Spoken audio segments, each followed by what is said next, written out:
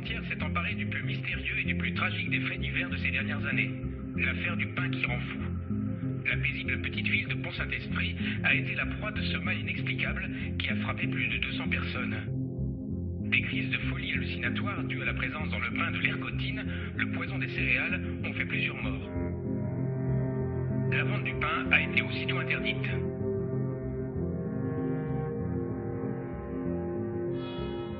« 16 août 1951. Un vent de folie souffle sur le village de Pont-Saint-Esprit dans le Gard. Des dizaines d'habitants sont pris de crises de démence. La presse décrit des hommes terrorisés par des serpents qui leur fourmillent dans l'estomac. Un médecin évoquera la soirée du 25 août où des dizaines d'habitants sont pris de convulsions, comme la nuit de l'Apocalypse. Les témoignages des victimes sont terrifiants.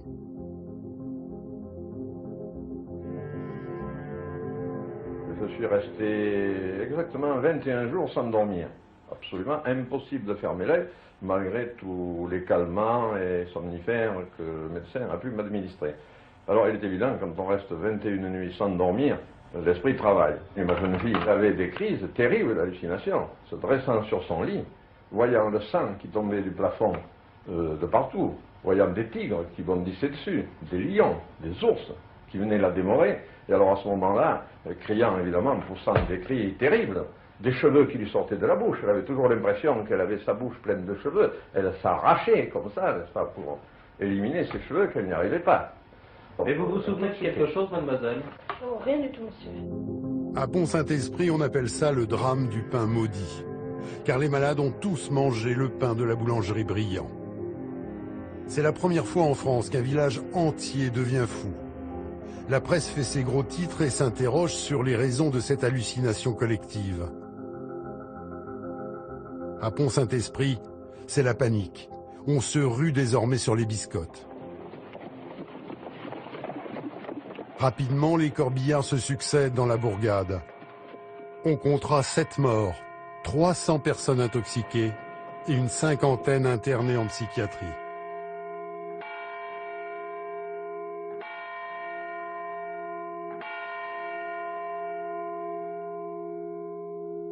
« 300 personnes intoxiquées.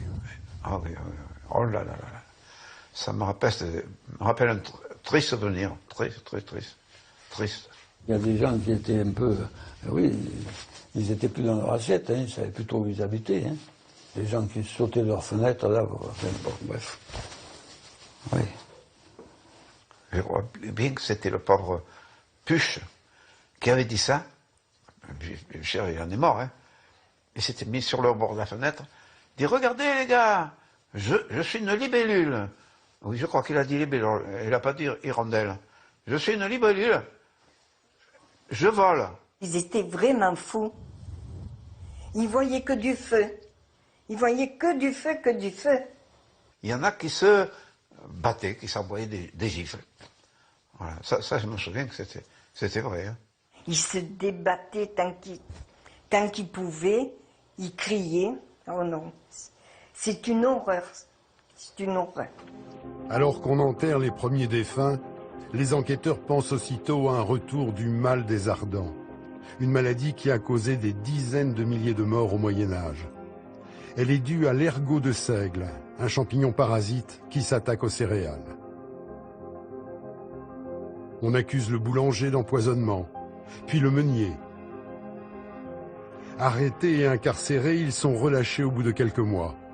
Ils disent que les enquêteurs leur ont extorqué des aveux sous la contrainte et surtout, les expertises les innocentent. On pense alors à une intoxication due à l'eau, au mercure, aux engrais ou à une usine à gaz toute proche. Mais les expertises démontent une à une les hypothèses. Dès lors, à Pont-Saint-Esprit, bruissent les théories les plus folles. C'était la guerre froide à l'époque. Les coups bas, il devait y en avoir. Hein. Entre l'Amérique et la Russie, je pense que l'URSS. Non, la sorcellerie, moi je pense pas. Non, non, non. Le coup du sac de farine posé sur un sac d'engrais. Ça aurait très bien pu être arrivé, ça. Il y avait un commis là. Et c'était quelqu'un qui n'était pas trop... Il avait fait un pont et de partout, un peu de... Moi, qui le connaissais bien, j'ai toujours pensé que ça pouvait être que de lui. Le produit a été mis chez le boulanger. Je dis non, c'est pas le boulanger qui l'a mis. Chez le boulanger, il faut que quelqu'un l'ait mis. Ah, il faudrait savoir qui. Donc c'est pas lui, c'est quelqu'un d'autre. Quelque chose qui ne va pas. Ça, c'est pas clair. Pas du tout. Rien n'est clair. Et pendant des décennies, les raisons du drame resteront inexpliquées. Mais contre toute attente, 60 ans plus tard, une nouvelle théorie voit le jour. Elle ne vient pas de France, mais des États-Unis. Un chercheur américain, Hank Albarelli, spécialiste des services secrets, enquête sur la mort suspecte d'un biochimiste de la CIA, Frank Olson. Spécialiste des armes chimiques, cet homme multiplie les expériences sur les drogues dures, comme le LSD.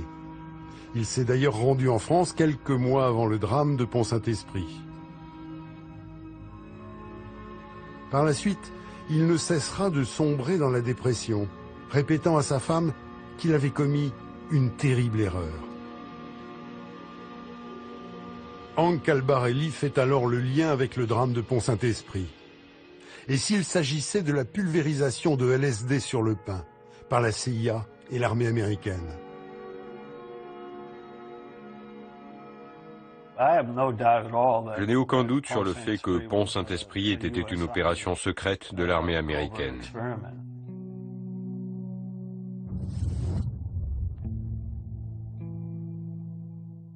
Au début, j'avais des doutes, et je pense que ces doutes étaient dus au fait qu'au fond de moi-même, j'espérais secrètement que ce ne soit pas une expérimentation. C'était dur d'imaginer que mon propre gouvernement puisse en arriver là. Mais dans le même temps, j'enquêtais sur plusieurs pistes dans le cadre de mon livre et je me rendais compte, peu à peu, de ce que le gouvernement et l'armée américaine étaient capables de faire. Ma naïveté commençait à s'estomper sérieusement.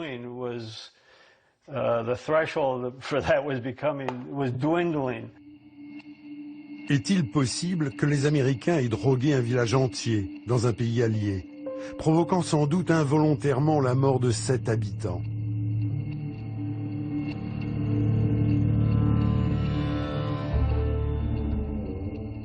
Improbable, et pourtant.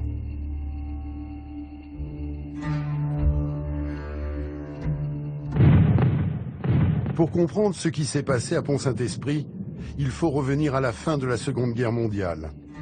Dans les camps, on découvre l'ampleur des monstruosités commises par les nazis. Il y a notamment des expérimentations insoutenables, pratiquées sur des milliers de prisonniers par des chimistes ou des médecins. Des hommes lacérés, empoisonnés, écorchés vifs, irradiés. Les Alliés traquent les criminels de guerre du régime hitlérien. En 1946, à Nuremberg, débute le procès des médecins. Ils jugent 22 hommes et une femme qui ont commis des expérimentations sur des êtres humains, transformés en rats de laboratoire. Ce procès se veut exemplaire. 7 accusés sont condamnés à mort, 11 à des peines de prison et 5 acquittés.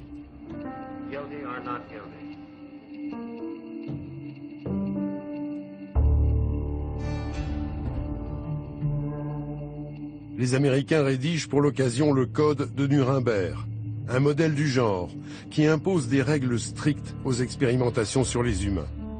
Il dit notamment: le consentement volontaire du sujet est absolument essentiel. L'expérience doit être conduite de façon telle que soit évitée toute souffrance et toute atteinte physique et mentale non nécessaire. Alors que l'encre des procès de Nuremberg sèche encore, le cynisme des vainqueurs est sans limite.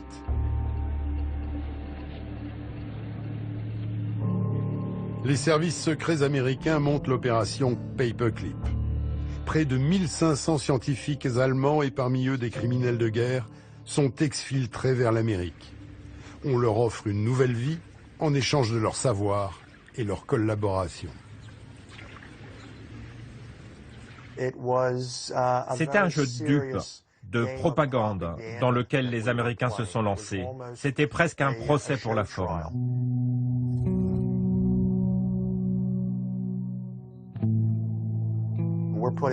On traînait les nazis en justice, mais en même temps, derrière le rideau, on faisait nous-mêmes des choses atroces. On prenait des gens dans les prisons, des miséreux, des gens qu'on appelait alors des demeurés ou qu'on enfermait dans les hôpitaux, par exemple. Et si vous vous trouviez dans l'une de ces fameuses institutions, que vous étiez pauvre ou une femme seule ou que vous aviez une forme de déficience mentale, il y avait pas mal de chances pour que vous soyez embrigadé dans une forme ou une autre de protocole médical, que ce soit pour le compte du gouvernement ou pas, et où on faisait ce qu'on voulait de vous. Épaulés par les scientifiques allemands, les Américains se lancent dans une folle poursuite, celle de l'arme absolue. Et au nom de la guerre froide, tout est permis. D'un côté, il y a l'armée. Pour elle, la priorité est de gagner la course à l'arme nucléaire.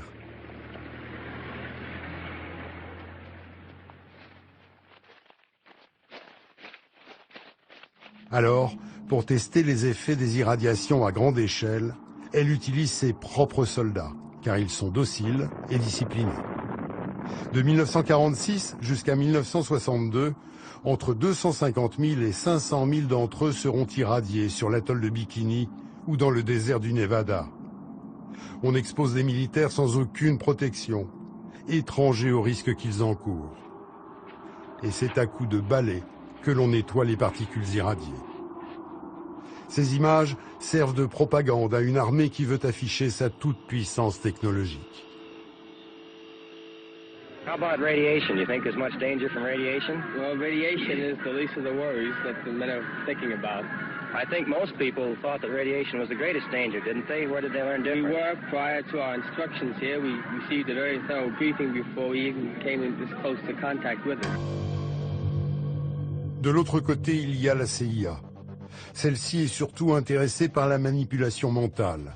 Son objectif, créer un sérum de vérité infaillible, effacer la mémoire, robotiser des humains et les programmer pour tuer.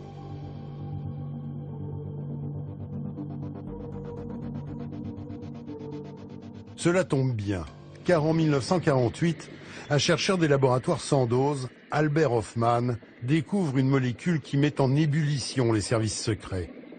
Le diéthylamide de l'acide lysergique, ou LSD. C'est un dérivé de l'ergot de seigle, ce même parasite qu'on a longtemps tenu pour responsable du drame de Pont-Saint-Esprit. On pense alors que les effets hallucinatoires de cette drogue sont la clé de la manipulation mentale.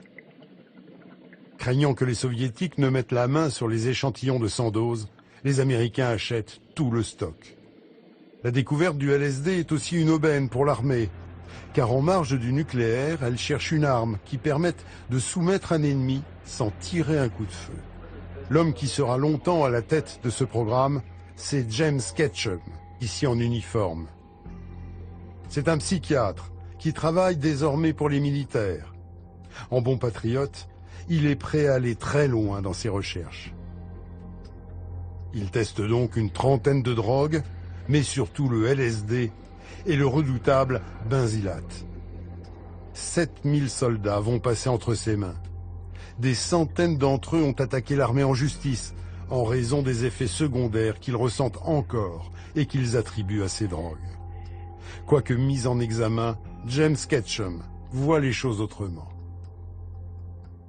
Je pense que c'était des vrais patriotes, et on ne les a pas assez remerciés pour ça.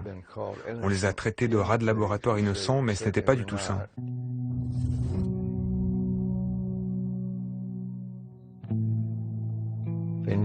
Ils savaient ce qu'on allait faire, et on les prévenait autant qu'on pouvait.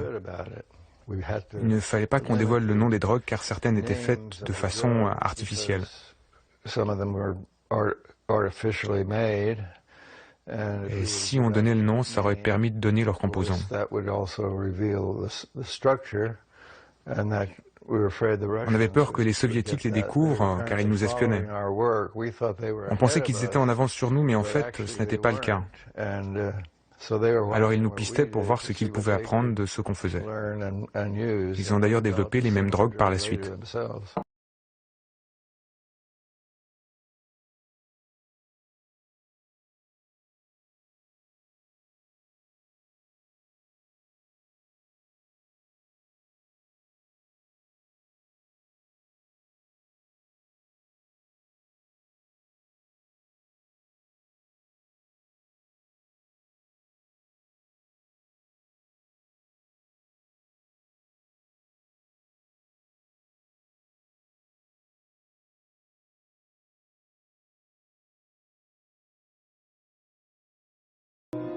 James Ketchum n'aime pas ce type de vidéo, car il estime qu'elle prête à confusion. Il veut convaincre que les produits étaient plus festifs que dangereux, et préfère des images comme celle de ce soldat sous LSD.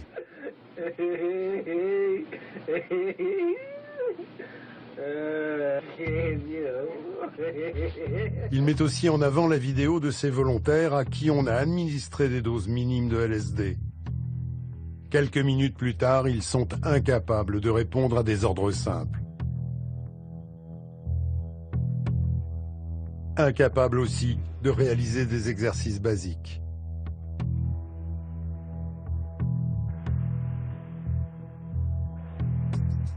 En parallèle de l'armée, la CIA développe aussi ses propres programmes.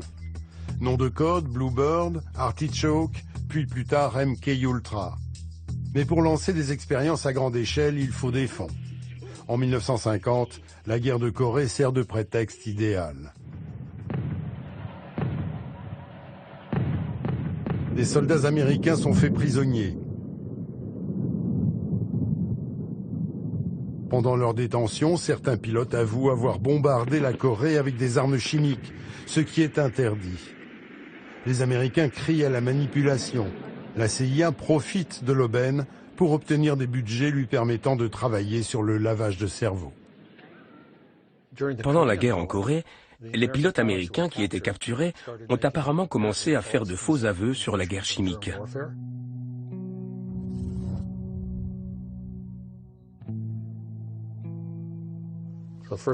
La première question, c'est « était-ce vraiment de faux aveux ?» Quand on les a ramenés aux États-Unis, les psychiatres militaires les ont débriefés et ont déclaré que ces Américains avaient été victimes de manipulation mentale et que pour des raisons défensives uniquement, il fallait nous y mettre aussi. C'est ainsi qu'on a pu déclencher le projet MK Ultra, et avant ça, il y avait Bluebird et Artichoke. Les raisons étaient soi-disant pour se défendre face aux communistes. Le seul souci, c'est que la guerre de Corée a commencé en juin 1950, mais l'opération Bluebird a été signée par le chef de la CIA en avril 1950. La course est lancée et il n'y a plus de limite. On inocule des drogues dévastatrices aux animaux, mais ce sont surtout les humains qui intéressent les scientifiques. Dans le camp d'Edgewood, où James Ketchum a travaillé, les soldats sont de plus en plus sollicités. Ceux-ci pensent tester des masques à gaz. En réalité, les recharges sont remplies d'un produit toxique. Ils testaient toute une gamme de drogues hallucinogènes, comme le LSD, la marijuana ou des produits comme ça. Mais ils en ont profité pour faire des recherches sur d'autres drogues à haute dose, comme l'atropine, la scopolamine ou le benzylate. Des drogues très puissantes. Au bout d'un moment, beaucoup de ces soldats n'étaient plus bons à rien et les médecins ne pouvaient plus poursuivre leurs tests car il s'agissait d'un laboratoire aux capacités limitées. En d'autres termes, ils devaient trouver de nouveaux terrains d'expérimentation.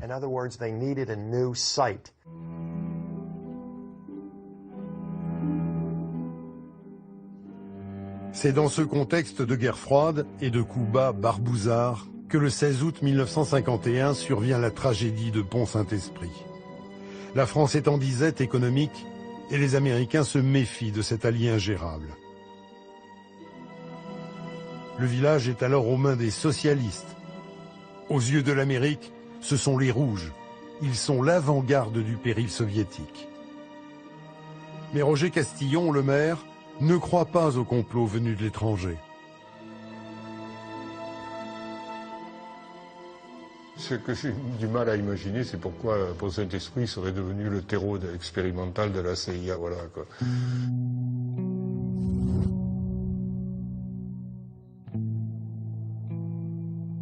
Quelqu'un qui fait quelque chose, il le fait pour une raison, quoi. Donc c'est ça que je ne perçois pas bien.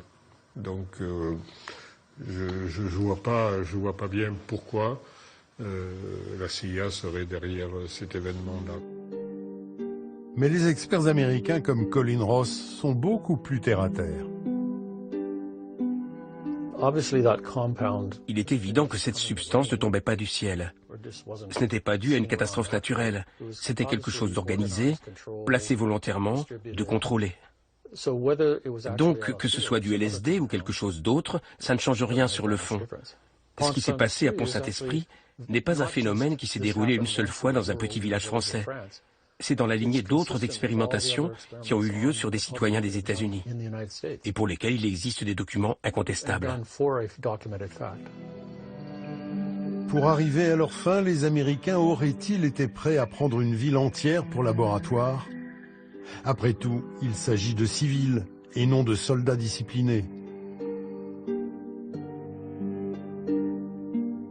En septembre 1950, près d'un an avant Pont-Saint-Esprit, c'est pourtant ce qu'ils ont fait, et sur leur propre territoire. Au large de San Francisco, la marine américaine réalise des manœuvres militaires. Un navire s'approche de la rive et bombarde la ville d'une bactérie qui provoque des infections nosocomiales, la Serratia marcescens. Les militaires testent les effets d'une pulvérisation par la voie des airs. Cette carte, classée secret défense, montre l'ampleur de la zone ciblée. Au moins 11 personnes sont hospitalisées. L'une meurt de pneumonie.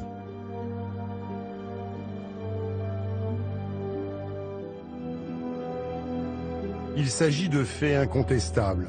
Les documents officiels sur cette expérience ont été déclassifiés. Mais à Pont-Saint-Esprit, la population reste sceptique. On leur a servi tellement de théories différentes qu'un complot fomenté par les Américains semble irréel. Alors là, hein, là je crois personne, là. Hein, non. Alors, il ne serait pas venu avec un dé à coudre à Pont-Saint-Esprit à mettre un poison ici. Et ça n'aurait foutu de la France entière, les Américains, alors. Hein? À t'en faire. Moi, à mon humble avis, c'est une blague encore inadmissible. Parce qu'on fait quelque chose bien ou on ne le fait pas. Hein?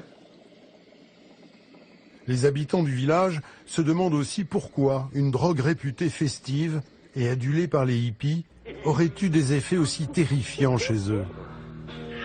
James Ketchum, le psychiatre militaire devenu grand spécialiste du LSD, reconnaît un peu à contre-cœur que cette drogue est effrayante pour ceux qui en prennent à leur insu. Certaines personnes pouvaient avoir un mauvais trip si on leur donnait du LSD à leur insu. C'est très anxiogène ce genre de drogue. Ceux qui n'avaient jamais essayé, ou ceux qui étaient un peu fragiles, avec une bonne dose de LSD, ils pouvaient avoir un mauvais trip. Comment vous vous sentiriez si on vous donnait une tasse de café et que vous voyez soudain les choses se déformer, le plafond se remplir de couleurs, ou si vous sortiez subitement de votre corps et de vous voir de là-haut? Ce sont des choses qui arrivent avec le LSD. Mais ces effets peuvent-ils aussi se prolonger dans le temps? À Pont-Saint-Esprit, les anciens se souviennent de la nuit de l'Apocalypse, où des dizaines de forcenés ont dû être internés en raison de visions terrifiantes. Cette fameuse nuit a eu lieu près de 2 semaines après l'ingestion du pain maudit. Mais là aussi, James Ketchum admet que c'est possible. Certaines personnes avaient des effets bien plus tard. Ils se retrouvaient dans le même état qu'au moment où ils avaient pris le LSD et ressentaient un flux de sensations similaires. et des poussées d'anxiété.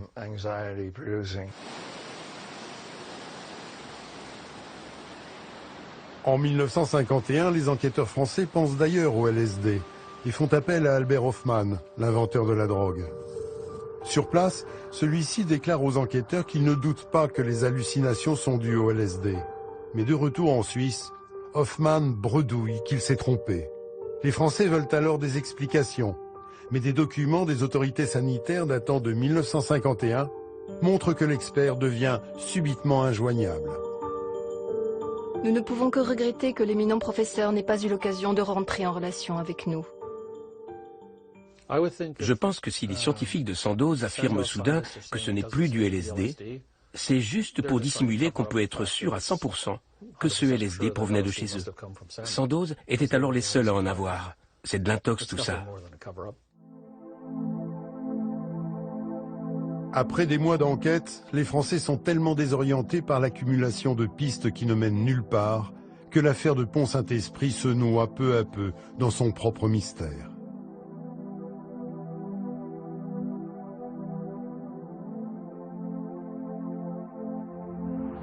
Pendant ce temps, aux États-Unis, les expérimentations continuent.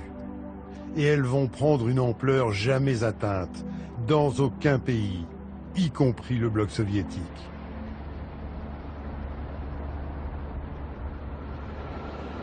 Des populations entières font les frais de tests à grande échelle. En voici quelques exemples.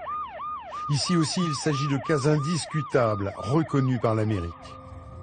En 1953, on injecte de l'iode radioactive à des nouveau-nés et des mères enceintes à l'université de l'Iowa ou encore celle du Nebraska. En 1955, la CIA pulvérise la bactérie de la coqueluche au large de Tampa. 12 morts, des dizaines de malades.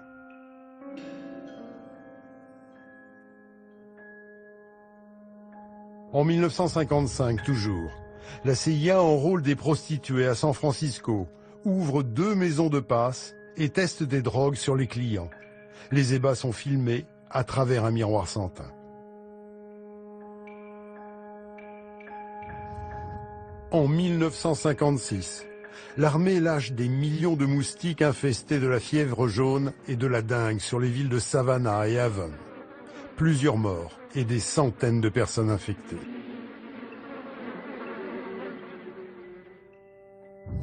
En 1960, à Cincinnati, l'armée finance un programme d'irradiation sur 90 indigents ou malades au sein de l'hôpital universitaire de la ville. Certains décèdent au bout de quelques semaines. En 1966, l'armée teste un virus dans le métro de New York, puis celui de Chicago. Les bactéries sont dissimulées dans des ampoules électriques.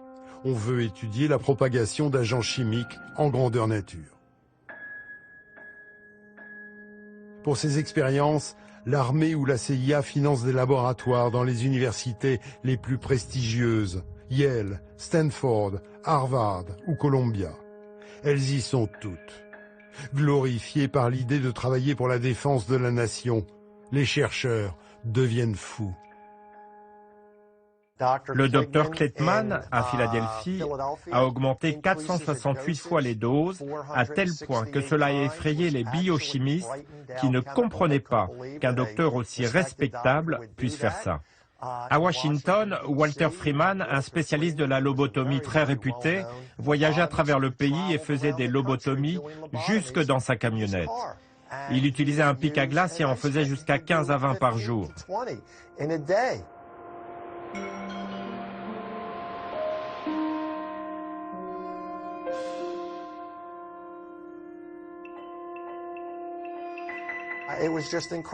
C'était juste incroyable ce que les médecins ont fait et pratiquement personne dans le monde médical ne les a dénoncés. C'était vraiment une position criminelle et cela montre à quel point le monde médical était plus intéressé à se protéger plutôt qu'à se soucier de leurs cobayes ou de leurs patients. Ces médecins sont allés bien trop loin et ont fait des choses qui sont tout simplement inconcevables de nos jours. Pour crier son indignation, Allen Hornblum a écrit une demi-douzaine de livres. C'est un ancien gardien de la prison de Holmesburg, en Pennsylvanie. Dès le premier jour de son intégration, il y a plus de 40 ans, il a un choc terrible. J'étais sidéré de voir des dizaines de détenus torse nu, le corps couvert de bandages et de pansements, et je n'arrivais pas à croire que j'allais travailler dans un milieu d'une telle violence. Tous les prisonniers semblaient s'être battus au couteau lors d'une émeute. On lui explique que ce n'est pas en raison de la violence, mais des expérimentations qui y sont menées. Allen sera le premier à dénoncer ce scandale et en perdra son travail. C'était sans doute la plus grande usine à cobayes humains des États-Unis et probablement du monde. De 1951 à 1974, plus de gens ont été enrôlés dans le cadre d'expérimentations de plus en plus nombreuses que dans n'importe quel endroit du monde.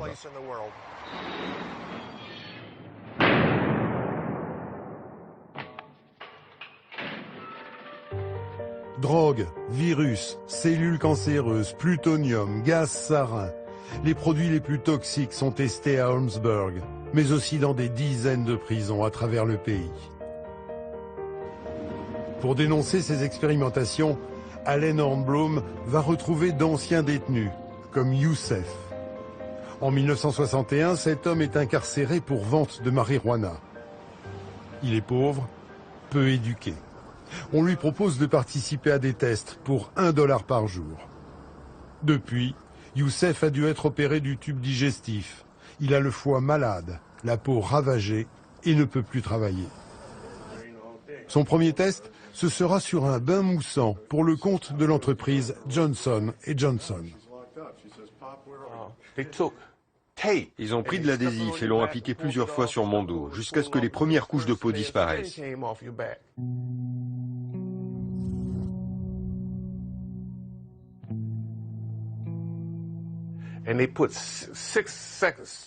Ils l'ont fait ainsi sur mon dos à 6 endroits différents. Puis ils ont pris une bouteille de bain moussant de la marque Johnson & Johnson. Ils l'ont versé sur un patch qu'ils ont placé sur la zone sensible. Enfin, ils ont utilisé un spray, mais j'ai vu qu'il provenait de l'armée. Je me suis demandé, mais qu'est-ce que Johnson & Johnson a à voir avec ça? Et ils ont pris le spray et m'ont aspergé le dos. Au contact, c'était froid, mais c'était tellement toxique que ça dégageait des vapeurs que je pouvais ressentir jusque dans ma bouche. Sur le chemin du retour, je titubais de plus en plus. Quand je suis arrivé dans ma cellule, boum, je me suis évanoui. Mon dos était en feu et quand je me suis réveillé le lendemain, j'avais d'énormes ampoules pleines de pus sur le dos. Ça me grattait de façon insoutenable. C'était un peu comme un soleil qui brûle tout. Je geignais, je pleurais, je geignais, je pleurais. Mon compagnon de cellule n'en dormait plus. Il y aura un second test qui lui vaudra une opération des intestins. Puis un troisième où il doit réaliser de simples additions, mais en buvant un produit incolore.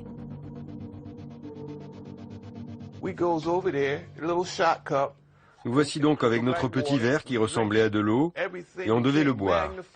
Toute la pièce s'est mise à bouger, j'avais comme un haut-parleur dans la tête.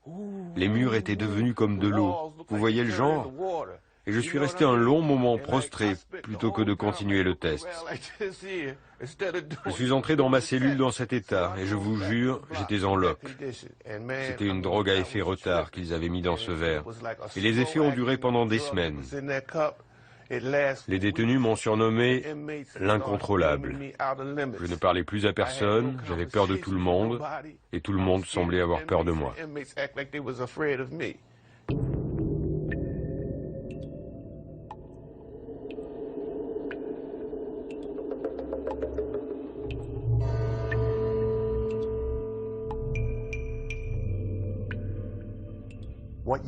C'était en fait des centaines de minorités sous-éduquées, surtout des Noirs, ou des portoricains d'ailleurs. Et au milieu de tout ça, vous aviez des docteurs blancs en blouse blanche avec leur titre de professeur devant leur nom. C'était la porte ouverte à tous les abus, pour ne pas dire à un désastre. Et ces murs de prison étaient le lieu idéal pour les expérimentations les plus folles. Parce qu'ils gardaient non seulement les détenus à l'intérieur, mais ils gardaient aussi le public à l'extérieur pour que personne ne sache rien.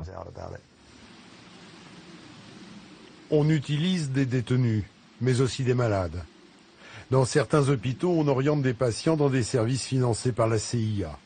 Celle-ci fait des expériences sur la manipulation mentale. Elles sont sans limite.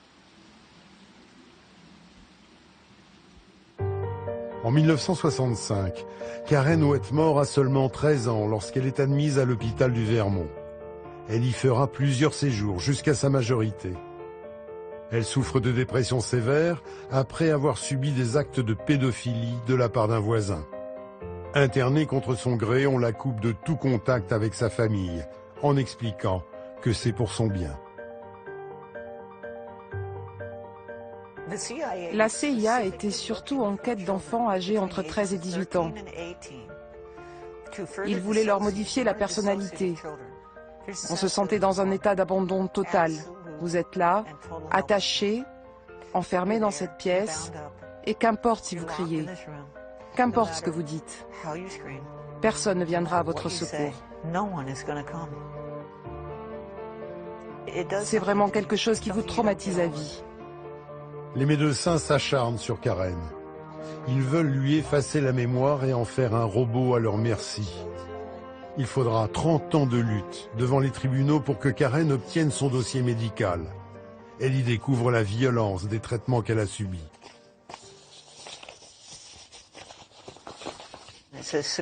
Là, c'est écrit « attaché en totalité ». Ça veut dire la camisole de force. Et attaché, donc, ils ont attaché mes bras et mes pieds. C'était sans interruption, jour après jour, semaine après semaine, février, mars, avril, et tout ça jusqu'au 21 juin 1971. Vous dormez sur le sol, sans couverture ni quoi que ce soit, et mes bras étaient attachés comme ça dans mon dos. Ça, je m'en souviens bien, c'est très douloureux. Ça vous tire sur la nuque, ça vous tire sur les épaules, et pas moyen de s'échapper. Ça rend fou, totalement fou. Et j'étais toute nue. Je pense que ça faisait partie des efforts qu'ils faisaient pour me détruire. Tout ce qu'ils ont fait visait à me détruire. Des mois dans une pièce confinée sans aucun repère. Période pendant laquelle ses bourreaux vont lui administrer toutes sortes de drogues, et même des électrochocs à des doses inhumaines.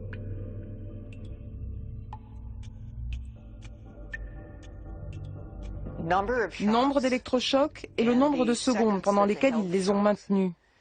Nombre de chocs, 30, 30, 35, 35, 35, et ils l'ont fait à chaque fois pendant 40 secondes. Normalement, les électrochocs, c'est pas plus d'une seconde, et sûrement pas au nombre de 30 ou 35. Un seul, oui, mais jamais autant. Ils cherchaient certainement à effacer ma mémoire. Et c'est exactement ce qu'ils ont fait. Ils écrivent aussi pendant cette session « pas d'arrêt cardiaque, nouvel électrochoc ».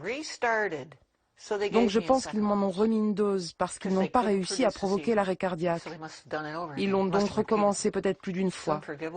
C'est impardonnable. Et je suis sûre que je ne suis pas la seule à qui ils ont fait ça. J'en suis certaine. J'ai survécu pour pouvoir témoigner de tout ça. Combien sont-ils à avoir subi de telles expérimentations? À Montréal, au Canada, la CIA va se servir d'un psychiatre de renommée mondiale pour monter une véritable usine à cobayes au sein de l'Allan Memorial, le département psychiatrique de l'université McGill. Ce psychiatre s'appelle Ewan Cameron. Il sera l'un des tout-puissants présidents de l'Association mondiale de psychiatrie. En 1945, Ewan Cameron fait l'expertise psychiatrique de Rudolf Hess, l'un des nazis accusés au procès de Nuremberg. En 1957, la CIA le recrute pour son programme MK-Ultra. Les Américains veulent parfaire leur technique d'interrogatoire et programmer un humain à tuer. Ewan Cameron devient une sorte de chien fou de la psychiatrie. Il plonge ses patients dans des états végétatifs pendant plusieurs semaines, en diffusant jour et nuit des ordres sonores préenregistrés. Certains en deviendront incontinents, amnésiques, oubliant même qui étaient leurs parents ou l'usage de la parole. L'hôpital du Vermont où Karen Wetmore a été internée travaillait sur le même programme. Entre les mains des médecins de la CIA, elle a été une poupée de chiffon. Ils ont utilisé des drogues comme le LSD, les électrochocs et aussi des électrochocs chimiques comme le métrazole qu'on m'a administré en 1971. Je l'ai découvert plus tard dans mon dossier médical.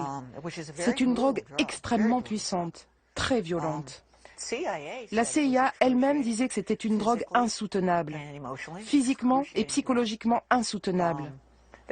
J'ai d'ailleurs retrouvé un document de la CIA qui dit qu'elle était utilisée par les soviétiques sur les prisonniers de guerre et que ceux-ci étaient prêts à dire ou à faire n'importe quoi pour éviter une seconde dose. Quelle drogue formidable, non ?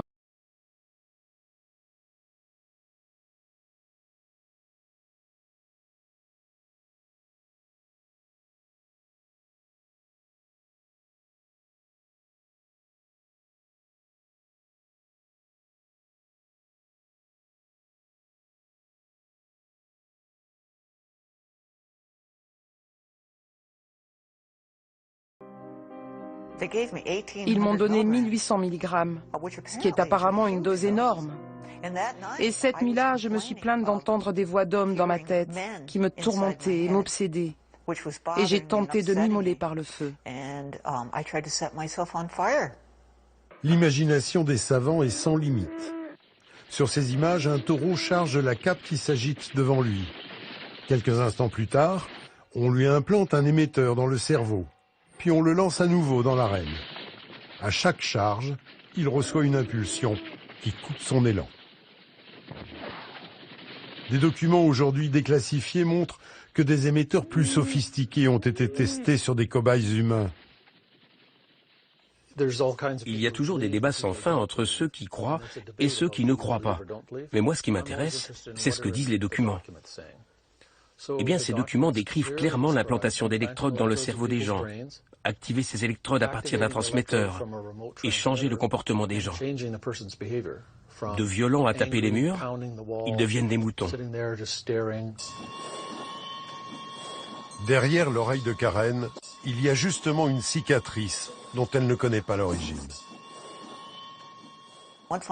Quand ma thérapeute a compris que la CIA s'était servie de moi comme cobaye, elle m'a dit « Laisse-moi regarder, juste pour voir. » C'est parce qu'on avait entendu parler de ces implants. On avait lu des choses sur ça, il y avait des documents. Et je lui dis « Pourquoi pas ?» Et c'était bien là où je vous ai montré. Je suis allée chez un chirurgien spécialisé qui m'a dit que c'était une cicatrice faite lors d'une chirurgie. Il n'y a pourtant rien dans mon dossier médical qui parle de problème ou de quoi que ce soit dans mon oreille droite. On ne parle ni d'incision ni d'opération effectuée à cet endroit. Et pourtant c'est bien là. Pour ce qu'elle a subi, Karen a été indemnisée par le gouvernement américain. Mais tout comme les rares victimes qui ont osé élever la voix, pendant longtemps, elle a été prise pour folle.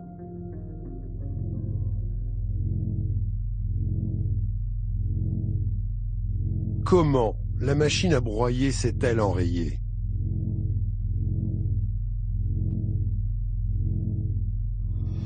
En 1973, alors que le Watergate secoue toutes les institutions, Richard Helms, le directeur de la CIA, sent le vent tourner. Il travaille en loup solitaire et n'a pas informé la présidence de ses expérimentations. Il sait qu'il a dépassé les limites. Pour se protéger, il ordonne la destruction de tous les documents relatifs au projet MKUltra et l'arrêt du programme. 2 ans plus tard, en 1975, le président Gerald Ford commande une enquête sur la CIA. La commission Rockefeller prête serment. Sa tâche n'est pas simple, car au sein de la CIA, même les proches lieutenants de Richard Helms ne savent rien sur les programmes de lavage de cerveau. Il y a beaucoup de choses débiles dans les institutions qui cultivent le secret.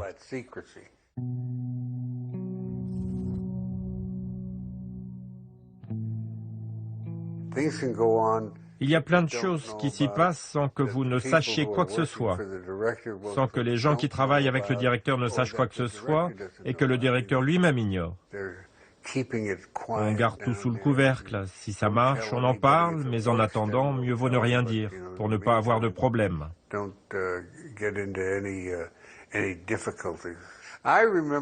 Je me souviens qu'une fois, il voulait mettre un microphone dans le derrière d'un chaton et placer une antenne derrière son oreille.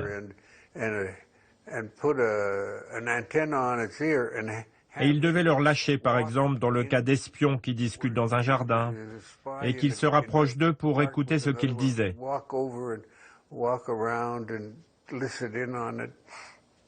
Ils ont d'ailleurs essayé une fois de le faire. Un taxi est arrivé et il a écrasé le chat. La réalité n'a rien de risible. Dans sa hâte à faire disparaître les preuves, la CIA oublie 20 000 documents. C'est une goutte d'eau au regard de tout ce qui a été détruit, mais il révèle qu'elle a financé 149 programmes impliquant 80 institutions, souvent les plus vénérables.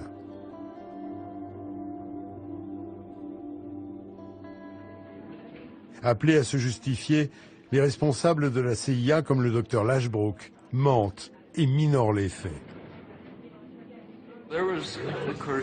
On avait entendu dire, ou on estimait que de grandes choses pouvaient être réalisées grâce à l'hypnose. Dans l'un de nos projets, on avait un hypnotiste qui faisait des expériences pour tenter de voir quelles étaient les limites de l'hypnose. Était-il possible sous hypnose de faire réaliser des choses à quelqu'un qui ne voudrait pas les faire? Le patron de la CIA, Richard Helms, a beau minimiser l'ampleur des expérimentations, les témoignages des victimes le contredisent. Les commissions d'enquête se succèdent et recueillent la parole de témoins de plus en plus nombreux, comme cette femme, Chris de Nicolas. Son père l'a mise entre les mains d'un médecin de la CIA réputé, le docteur Green, alors qu'elle avait 12 ans. Son but était de me manipuler et faire de moi un tueur professionnel. Le docteur Green avait mis des électrodes sur mon corps et aussi sur ma tête. Il utilisait une sorte de projecteur et répétait en boucle des ordres multiples pour les imprimer dans mon cerveau, tandis qu'une lampe rouge clignotait au-dessus de moi. Entre chaque séance, il utilisait des électrochocs et m'ordonnait de me laisser aller de plus en plus. Chaque ordre devait s'imprégner de plus en plus profondément dans mon cerveau et je devais faire ce qu'il m'ordonnait. Dr. Green voulut par la suite que je tue une poupée qui avait les traits d'un vrai enfant. Puis, c'est le tour de Claudia Mullen, enrôlée à l'âge de 7 ans. Je suis devenue un pion aux mains du gouvernement. Le but était de me soumettre et de créer l'espion idéal à l'aide de produits chimiques, d'irradiation, de drogue, de l'hypnose, de chocs électriques, de plongée dans des tubes remplis d'eau, de privation de sommeil, de lavage de cerveau, d'abus verbaux, physiques, émotionnels et sexuels. J'ai été exploitée pendant près de 30 ans de ma vie et la seule explication qu'on m'a donnée est que la fin justifie les moyens et que je servais ma patrie dans ses efforts valeureux pour lutter contre le communisme. Les rapports d'enquête qui résultent de ces témoignages terrifiants vont révéler une certitude. Les expériences ont viré au désastre. Dans sa quête folle d'un robot humain ou du sérum de vérité, la CIA a échoué. Le 3 octobre 1995, face à l'accumulation des révélations, le président Bill Clinton fait des excuses publiques. Des milliers d'expérimentations gouvernementales ont eu lieu dans les hôpitaux, les universités et sur les bases militaires un peu partout dans le pays. Dans de trop nombreux cas, aucun accord formel n'a été demandé. On a dissimulé à des Américains ce qu'ils subissaient, et bien au-delà des cobayes eux-mêmes, cette tromperie a dupé leur famille et toute la nation.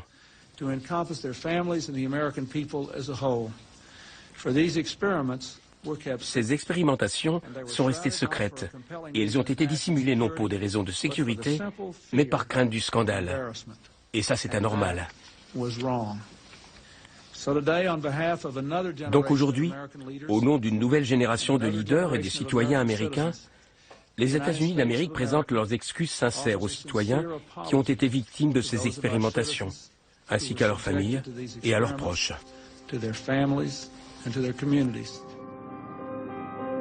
Dès lors, un grand nombre d'archives secrètes va tomber dans le domaine public.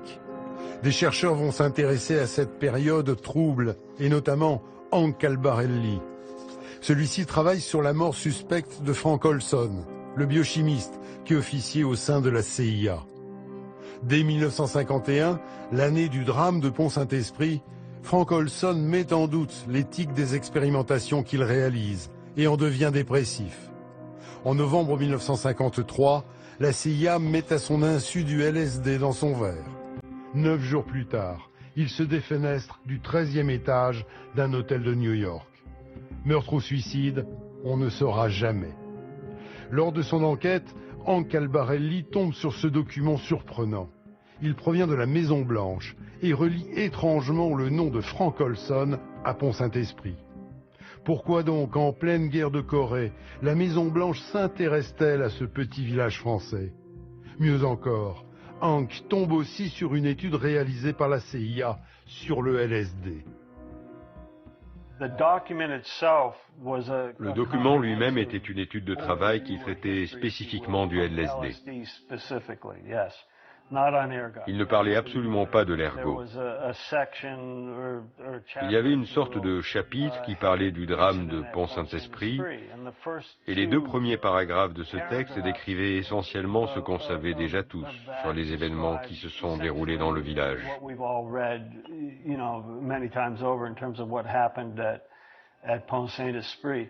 Mais le reste de ce chapitre, la moitié inférieure de cette page et les 2 pages qui suivaient étaient illisibles, totalement barbouillés de noir. Mais surtout, il y a ce document accablant de la CIA. Il date de 1953 et a été sans doute déclassifié par erreur. Un dirigeant des laboratoires Sandoz affirme à un agent secret que l'opération de Pont-Saint-Esprit était bien due au LSD.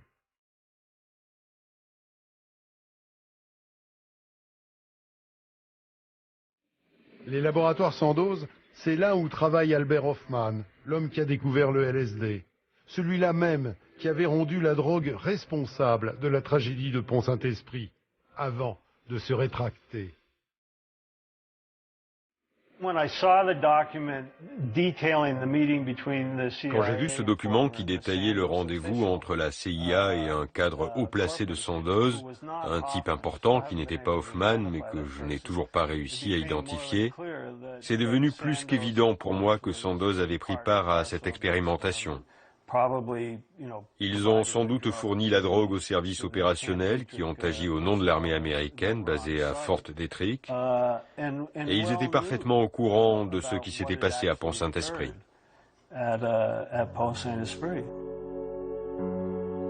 Ce même document précise qu'en 1952, l'interlocuteur de la CIA avait déjà expliqué que le drame du pain maudit avait été provoqué par du LSD.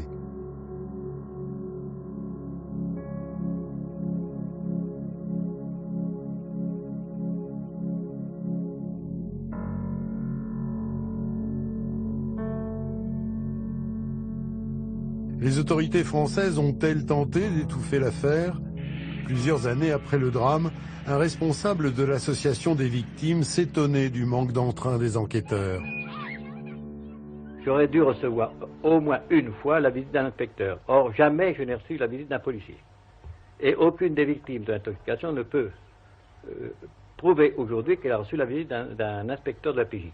Les parents d'une des principales victimes, un jeune homme de 24 ans, M. Moulin, ont demandé au juge d'instruction d'effectuer des prélèvements de viscères sur le corps de leur fils et qui n'ont pas obtenu satisfaction. Pourquoi? Le juge d'instruction leur a répondu les prélèvements de viscères ont déjà été effectués sur le corps de M. Muson, la première victime. Nous savons maintenant à quoi nous en tenir. Ce qui était faux, puisque nous ne savons pas 10 ans après à quoi nous en tenir aujourd'hui. Les Français auraient-ils quelque chose à cacher? Nous avons interrogé d'anciens membres des services secrets, enquêté aux archives nationales et départementales, dans celles de la gendarmerie ou de la justice. Les dossiers sont peu fournis, et bon nombre des pièces importantes, comme les comptes rendus des principaux procès, ont disparu. Si l'Amérique a dévoilé à contre-cœur une partie de ses secrets dans sa participation à l'empoisonnement du village, Les incertitudes sur l'implication des autorités françaises risquent donc de persister encore quelques années. Il faut 75 ans avant que les documents les plus sensibles soient rendus publics. Enfoui dans les ruelles et les vieilles pierres, le drame de Pont-Saint-Esprit n'a pas encore révélé tous ses secrets.